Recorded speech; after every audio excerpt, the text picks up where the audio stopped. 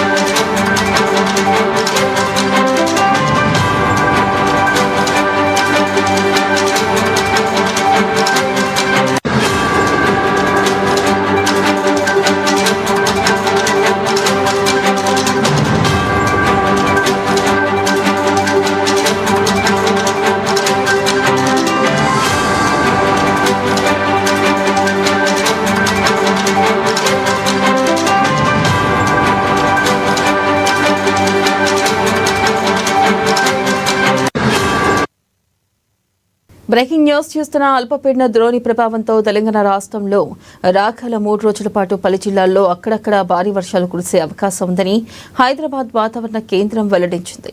నైరుతి రుతుపవనాలు దేశవ్యాప్తంగా చురుగ్గా కదులుతూ మరిన్ని ప్రాంతాలకు విస్తరించడం, దీనికి తోడు అల్పపీడనం ఏర్పడడంతో రాష్ట్రంలో వర్షాలు ఊపందుకోనున్నాయి. ప్రస్తుతం మరాఠ్వాడ దాని పరిసర ప్రాంతాలు, ఉత్తర అంతర్గత కర్ణాటక ప్రాంతాల్లో ఉపరితల ఆవర్తనం కొనసాగుతుంది. ఇది సముద్ర మట్టానికి 0.9 కిలోమీటర్ల నుంచి 4.5 కిలోమీటర్ల ఎత్తు వరకు విస్తరించి ఉంది. ఈ ఆవర్తనానికి అనుబంధంగా ఉన్న అల్పపీడనం రానున్న 24 గంటల్లో నెమ్మదిగా తూర్పు వైపు కదిలి క్రమంగా బలహీనపడే అవకాశం ఉందని వాతావరణ శాఖ సంచాలకులు తెలిపారు.